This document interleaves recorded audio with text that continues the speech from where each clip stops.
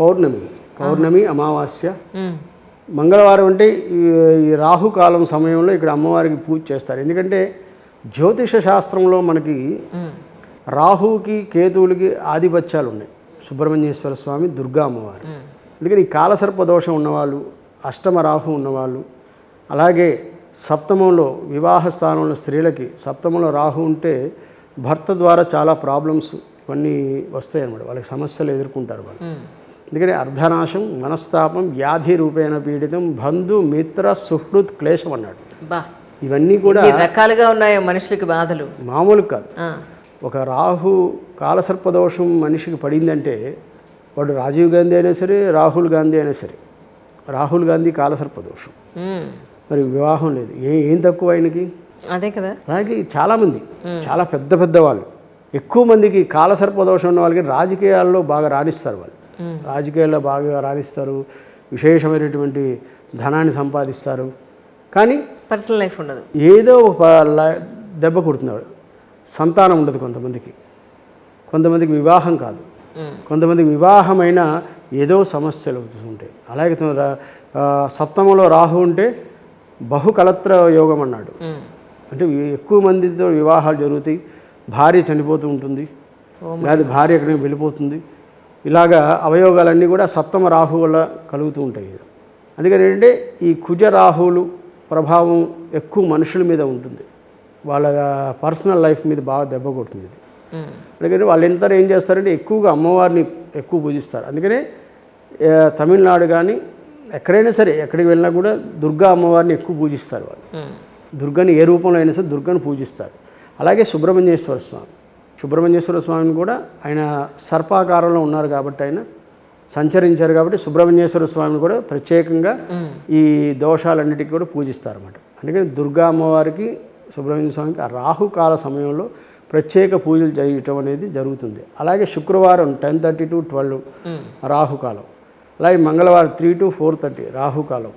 ఆ రాహుకాలంలో పూజలు ప్రత్యేకంగా చేస్తే ఆ సమయంలో దుర్గా పూజ ఎవరైతే చేస్తారో, అమ్మవారిని దర్శించుకుంటారో వాళ్ళకి ప్రత్యేకమైనటువంటి యోగం జరిగిస్తుందని. ఈ దోషం అంటే ఈ కాలసర్పదోషం అనేది పోదు ఎవరికి.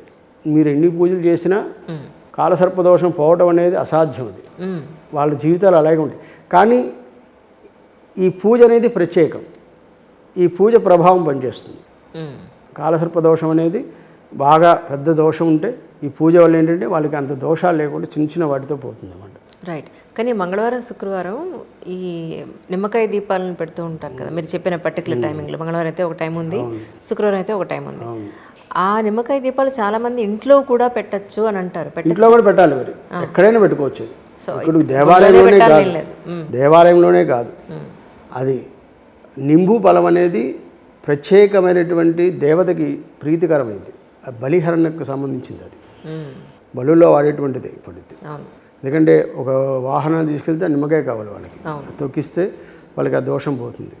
ఎందుకంటే దోషాన్ని నివారణ చేసేది నిమ్మకాయ. అందుకని దాన్ని ఒక మూఢనమ్మకంగా చూసేవాళ్ళు కూడా ఉన్నారండి. మీ ఉద్దేశ ప్రకారం ఒక నిమ్మకాయ గురించి అలా కాదు. ఇప్పుడు మన సనాతన ధర్మంలో మహర్షులు రకరకాలైనటువంటి పూజలు, ప్రతి దానికి ప్రభావం ఉంటుంది. అంటే నమ్మని వాళ్ళకి ఏది ఉండదు.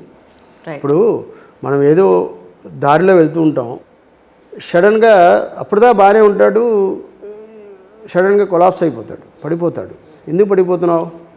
నీ గ్రహస్థితి, అది నీ గ్రహస్థితి బాగుండలేదు. ఈ గ్రహస్థితి అనేది ఏంటంటే కొంతమందికి, ఇది మనకే కాదు పూర్వీకుల నుంచి కూడా ఈ జ్యోతిష శాస్త్రం అనేది వస్తుంది. పరాశరుడు, మిహిరుడు. ఇప్పుడు మిహిరుడు కథ తెలిసిందే కదా అందరికీ. వరాహ మిహిరుడు అని పేరు ఆయనకి. వరాహం అంటే పంది. దాని ద్వారా ఆ పిల్లవాడు చనిపోతాడని చెప్పి ఆయన ప్రిడిక్ట్ చేశాడు. అది ప్రిడిక్ట్ చేయడం వల్ల ఏంటంటే అది నిజంగా జరిగింది. మహారాజు ముందు నమ్మలేదు, తర్వాత జరిగిన తర్వాత నమ్మి అతనికి వరాహ మిహిరుడు అని, పరాశరుని కుమారుడైన మిహిరుడికి ఆ పేరు వచ్చింది. అలాగే జైమిని మహర్షి, జ్యోతిష శాస్త్రంలో ఆయన ఒక ప్రత్యేకమైనటువంటి పంద ఆయన. అలాగే వీళ్ళందరూ కూడా, కాళిదాసు కానీ వీళ్ళందరూ కూడా మన కళ్ళ ముందు ఉజ్జయిని వెళ్తే మహాకవి కాళిదాసు, భోజరాజు వీళ్ళందరూ ఉన్నారు. ఇప్పటికీ అక్కడికి వెళ్తే దాని ప్రభావం అంతా మనకు కనిపిస్తుంది. ఆ వైబ్రేషన్స్ అన్నీ ఉంటాయి అక్కడ. అందుకని ఇక్కడ ఏంటంటే ఆ ఖడ్గమాల చదివేటప్పుడు ఖడ్గమాల లోపల కూర్చొని కాసేపు అమ్మవారిని తెల్లవారుజాన ఖడ్గమాల చేస్తాం. ఆ ఖడ్గమాల మంత్రాలు వింటే వైబ్రేషన్స్ వస్తాయి మనకి లోపల అమ్మవారు. ఎందుకంటే ఆ అనుష్ఠానం దాన్ని అనుష్ఠించాలి. దాన్ని అనుష్ఠించకుండా నువ్వు దానికి కొన్ని సాంప్రదాయాలు చెప్పారు మహర్షులు. ఆ సాంప్రదాయాలు మీరు దాన్ని ఆచరణ చేయాలి కదా. ఇప్పుడు మడి ఆచారం ఇవన్నీ ఉన్నాయి. మడి ఆచారం అంటే ఏంటి? భగవంతుడి దగ్గరికి శుద్ధిగా వెళ్ళటం. నువ్వు చక్కగా స్నానం చేయాలి, అదే మడి. ప్రత్యేకంగా ఇప్పుడు మీరంటే అనుష్ఠానాలు అంటారు, పెద్ద మళ్ళు అంటారు, అది ఉంటాయి. అందరికీ ఉన్నాయి, ప్రతి ఒక్కరికి ఉంది. ఇది నీకు నాకనే కాదు, ప్రతి ఒక్కరు కూడా ఆచార సాంప్రదాయాలు పాటించి చేస్తే అమ్మవారే అనుగ్రహిస్తుంది. భగవతి అనుగ్రహం ప్రతి ఒక్కరికి కలిగింది. ఇది ఈ రోజున కొన్ని లక్షల మంది వచ్చి దర్శనం చేసుకుంటూ అమ్మవారిని ఆరాధిస్తున్నారంటే వాళ్ళకి ప్రత్యక్షంగా జరిగినాయి కాబట్టి వాళ్ళందరూ ఇంత కష్టపడి రావాలా అమ్మవారి దగ్గరికి. తిరుపతి అంతమంది కొన్ని కోట్ల మంది తిరుపతికి వెళ్ళాలా.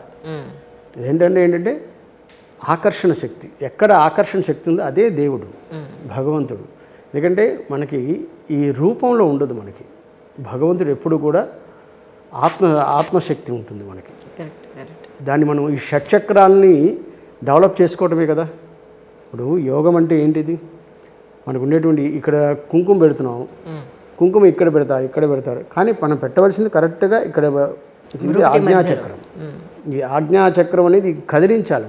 కదిలించేదే ఈ కుంకుమ. కానీ ఏదో ఒక తిలకం మనం ఇక్కడ ధరిస్తే ఆజ్ఞాచక్రం కదిలించినట్టు. అది దానివల్ల మనకి యాక్టివేట్ అవుతాయి అన్నీ.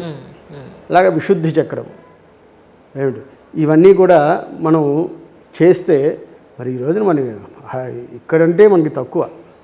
అటు హరిద్వార్ నుంచి ఆ దేవభూమి అంతా కూడా వెలిగిపోతుంది ఈ రోజున. అక్కడంతా వాళ్ళు ఎలా చేస్తున్నారు, వాళ్ళు తపస్సులు ఎలా చేస్తున్నారు, ఎన్ని విశేషమైన యోగాలు జరుగుతున్నాయి అక్కడ.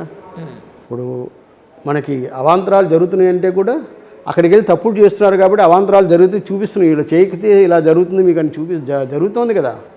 ప్రకృతిని మించింది లేదు కదా. ప్రకృతే భగవంతుడు. ప్రకృతినే మనం చేసే ప్రతిదీ ప్రకృతికి అనుసంధానమై ఉంటుంది. అందుకని ఏంటంటే మనం చేసే ప్రతి ఒక్క పని చాలా శ్రద్ధగా కాసేపు కళ్ళు మూసుకుండి ఏది ధ్యానం చేస్తే అది కనిపిస్తుంది. ఇక్కడ అమ్మవారిని చూడాలనుకుంటే సాధన చేయి. ఎంతమంది సాధన చేసి అమ్మవారిని దర్శించుకోలేదు? ఇప్పుడు ప్రతి ఒక్కళ్ళు ఇక్కడే కాదు. ఇప్పుడు అమెరికాలో ఓ పెద్ద శ్రీచక్రం ఉంది అక్కడ, సియాటల్ దగ్గర, పోర్ట్లాండ్ దగ్గర. వాళ్ళు తీసుకెళ్ళారు అక్కడికి, ఆ శ్రీచక్రం దగ్గరికి తీసుకెళ్లారు. ఆ శ్రీచక్రం అతి పెద్ద శ్రీచక్రం. అది ప్రపంచంలో లేదు ఎక్కడ. ఎవరు వేశారు అంత పెద్ద శ్రీచక్రం? అంత పెద్ద శ్రీచక్రం ఎవరు వేయలేదు కదా. వాళ్ళకే ఆశ్చర్యం. పారామౌంట్లోనే ఎక్కడో అది పెద్ద శ్రీచక్రం, అతిపెద్ద శ్రీచక్రం. ఆ శ్రీచక్రాన్ని వీళ్ళు ఏమిటో అర్థం కాలేదు వాళ్ళకి. తర్వాత స్వామి దయానంద సరస్వతి ఆశ్రమం ఉంది అక్కడ, కోకో మౌంట్లో. అక్కడ వాళ్ళు వెళ్ళి చూసి అక్కడ దీన్ని శ్రీచక్రం అంటారని చెప్పి ఆ స్వామివారు చెప్పారు. అది శ్రీచక్రం. అది ఆ శ్రీచక్రం ఈ రోజున ఎంత బ్రహ్మాండంగా ఉంది అక్కడ.